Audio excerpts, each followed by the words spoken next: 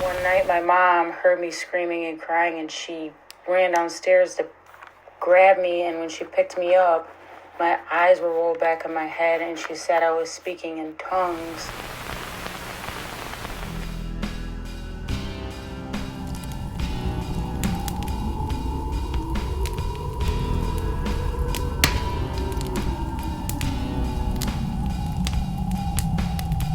So, once again, you found yourself at the campsite of the orator. Please, pull up a chair. As you can see, the fire is stoked, which means I have another tale to tell. But before we begin today's tale, if you do find yourself enjoying this kind of content, first-person accounts of the supernatural, the paranormal, things that go bump in the night, then please like this video and then subscribe to my channel. You're going to get updates every single time I put out new content. But it also helps me to grow my channel and to continue to do what I love, which is tell terrifying tales. Also, I do love interacting with my audience, so please leave a comment below your favorite part of the episode, types of episodes you'd like to see in the future, maybe a question you have for me, or most importantly, if you have a personal tale that you'd like to tell, I would love to tell it on my channel. So please either reach out to me here or on any of my social medias, and I would love to hear from you.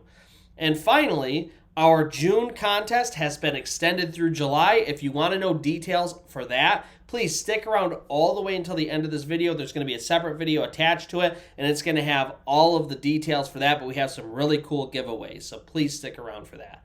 Now, on to today's tale. It is a story I call Legs. It is the early 90s, and Tawny is just entering grade school, so she's a very little girl. And her mother, her father, and her brother all move into this brand new house in Berkey, Ohio. As they're literally moving into this house, the realtor hands Tawny's mom and dad the keys to the house, and he says, "Good luck. Every single couple who has ever lived in this house has gotten a divorce." And so they think that's a pretty ominous warning from a realtor. But obviously their marriage is healthy. They don't really think too much of it other than the guy's a little bit strange. And so they do end up moving in. Right away, they started experiencing some strange things. Both Tawny and her mother would see shapes kind of throughout the house. Things that were sort of in the shadows, hidden in the shadows. But things like movement out of the corner of their eye. And they would turn and look. Nobody there. Or they would be staring at something and clearly a shadow walks across their path or moves across their path, but there's no physical entities anywhere. But there was a lot of that kind of darkness everywhere. And then Tawny started experiencing things specifically in her room. She remembers one night she's laying there in bed, it's late at night, she actually has a candle burning on her windowsill, and that is the only kind of nightlight she has illuminating her bedroom. She's staring there up at the ceiling, and all of a sudden, the shadows on her ceiling start to shift, and the light intensifies, and there's this deep, dark, demonic face staring down at her from the ceiling. So this, along with the shapes moving around in her room, happened frequently enough that Tawny actually started sleeping with the covers over her eyes the entire night. And then things started happening with her nightstand. So right next to her bed, she has a nightstand, and multiple times throughout the night, she would hear the sound of a mug slamming down on the nightstand so bad that it literally shook the nightstand. And this wasn't just her. There was a night where she had a friend over, and they were kind of having a sleepover in her room. It's late at night. Her and her friend are both asleep. And then all of a sudden, boom, the nightstand. They hear the glass slam on it. It shakes it. It wakes them both up. She tries to calm her friend down because she at least has a little bit more experience with this sort of thing.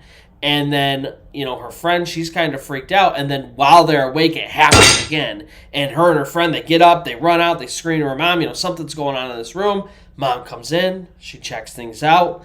Obviously, there's nobody there. But this was something that went on the entire 2 years that Tawny and her family lived there, where the nightstand right next to her bed, all of a sudden a mug would get slammed down on it, and it would shake the entire nightstand and wake her up.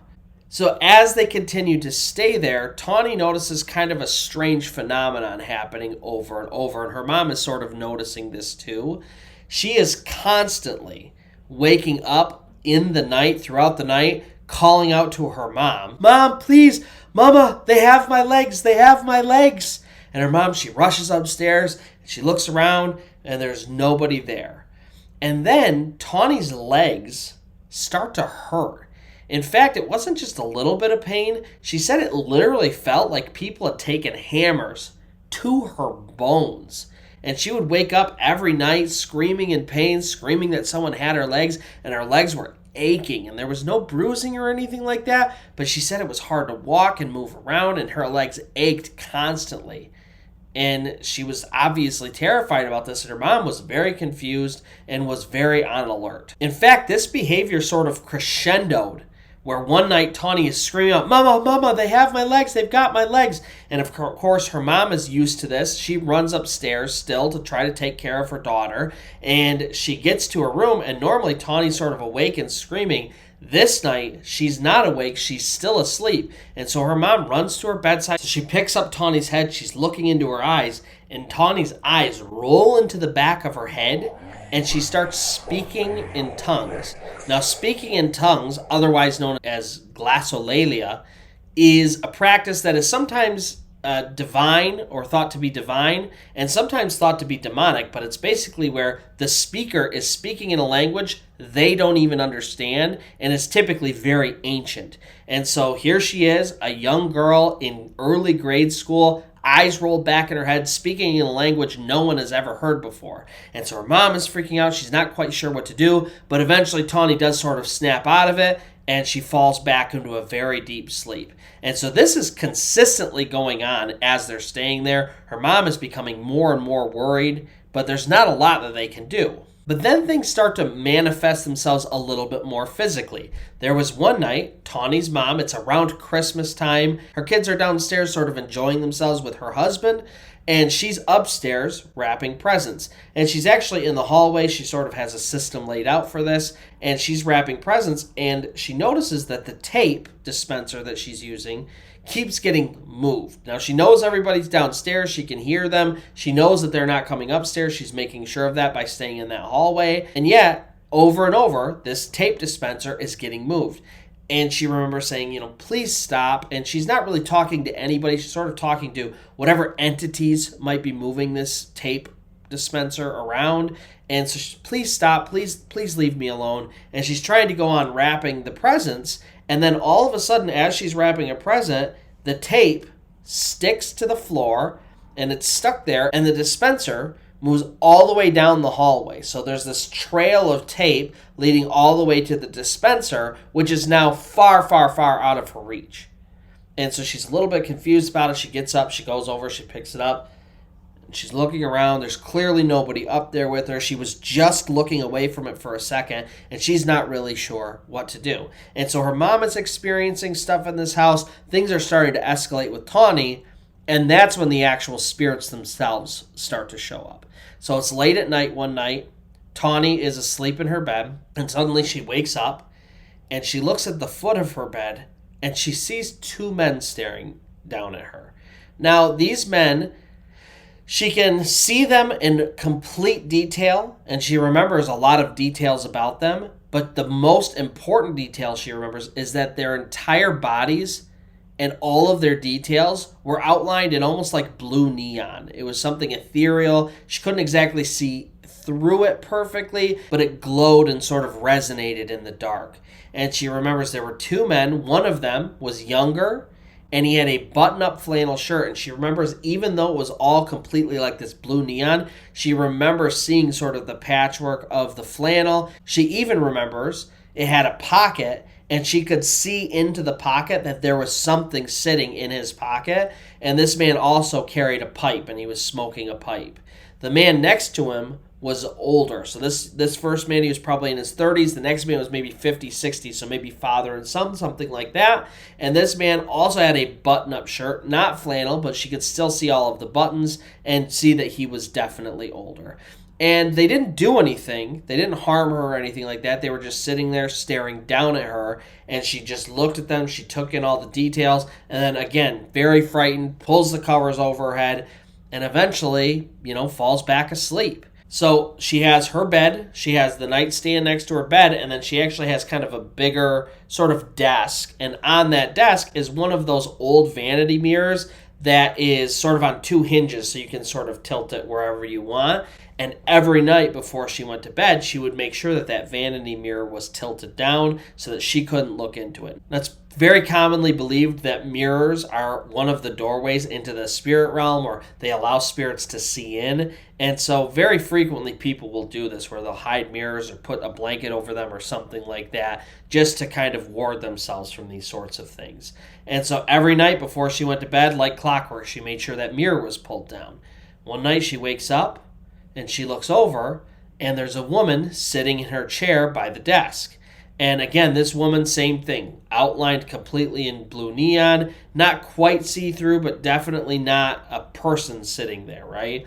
And she could tell all the details of this lady. She's wearing sort of a nightgown, and then she has sort of long, curly hair, and she has pulled the mirror up. So the mirror, when Tawny went to bed, she made sure it was put down. It's now up, and this lady is putting curlers in her hair.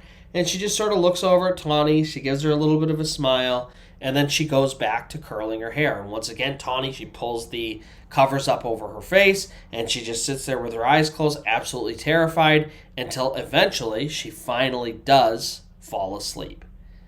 Now, the entire time that they're living there, from the very beginning of them getting there, everybody in the family noticed another weird phenomenon that was sort of unexplainable, which is Tawny's dad went from being a very loving, caring, fun husband and father to slowly, as he lived in that house, getting angrier and angrier. His temper would flare quicker. He became a little bit more distant from everybody. And this just sort of gradually got worse and worse the entire time they lived there.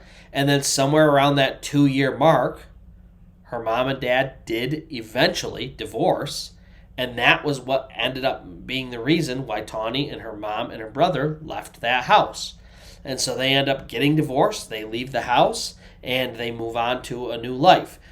Now, Tawny has since done research. Before her parents, there were 5 or 6 couples that had lived there that had all gotten divorced. Now, remember, the realtor had warned them about this, right? So they were like the 6th or 7th couple that lived there that had gotten a divorce while living in that house. And then once they moved out, there were another 2 couples who moved in who also got divorced. Now today, there's luckily a single guy that lives there. Hopefully he doesn't get married while he's in that house, or bad things might happen. But fortunately, they did end up leaving that house, and soon after, Tawny's night terrors ended, her legs stopped aching, and she started to live a normal life again. So that's going to do it for today's story. If you find yourself enjoying this kind of content, first-hand accounts, these supernatural, paranormal, things that go bump in the night, then please like this video and then subscribe to my channel. You will get notified when I put out new content, and it also helps me to grow my channel and to keep doing what I love to do. Also, please, leave a comment. What was your favorite part of the video? Types of videos you'd like to see in the future. If you have an idea for a video, I'd love to hear from you. And then please stick around to the very end of this video. There is going to be an addition talking all about the contests that we're doing. It is both June and July. We've extended it the entire month of July, and I want you guys to win some cool merch. So please stick around and hear about that. But until next time, where I will see you again, please pull up a chair. The fire will be stoked, and I will have another tale to tell. Hey everybody, welcome to June 2023, and we are doing some incredible giveaways this month. We are actually partnering with an incredible company called Jack's Attic. I will put all of their social medias and links down below. Jack's Attic is a purveyor of horror pop weirdness. They have all sorts of incredible stuff if you go check it out on their store. Right now they've been really heavy into trading cards, unique trading cards that they make, but they're always doing really cool, exclusive new items. Follow them on social media. Jack's Attic is creating a custom orator trading card that you could potentially win. Here is how you win. There are a couple different rules. So how do you win